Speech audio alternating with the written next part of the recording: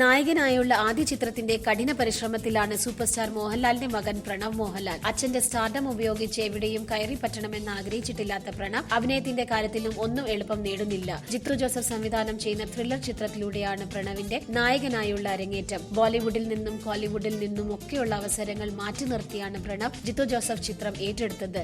ഇപ്പോൾ ചിത്രത്തിനു വേണ്ടി പാർക്കർ പരിശീലനം നടത്തുകയാണ് താരപുത്രൻ. എന്താണ് പ്രണവ് ഇത്ര പാടുപെട്ട് പഠിച്ചെടുക്കുന്ന പാർക്കർ എന്നറിയണ്ടേ? നോക്കാം. ഫ്രഞ്ച് സൈന്യം രൂപകൽപ്പന ചെയ്ത കായിക പരിശീലനമാണ് പാർക്കർ അഥവാ ഫ്രീ റണ്ണിംഗ്. ഓടിയും ചാടിയും വലിയ കെട്ടിടങ്ങളിൽ പിടിച്ച് കയറിയും ഒക്കെ മുന്നിലുള്ള തടസ്സങ്ങളെ മാറിക്കടന്നുള്ള രീതിയിലാണ് ഇതിന്റെ പരിശീലനം. ഹോളിവുഡ് ചിത്രങ്ങളായ ഡിസ്ട്രിക്ട് 13, കസിനോ റോയൽ തുടങ്ങിയ സിനിമകളിൽ ഈ പരിശീലനത്തിന് അധിഷ്ഠമായ രംഗങ്ങൾ ആവിഷ്കരിച്ചിട്ടുണ്ട്.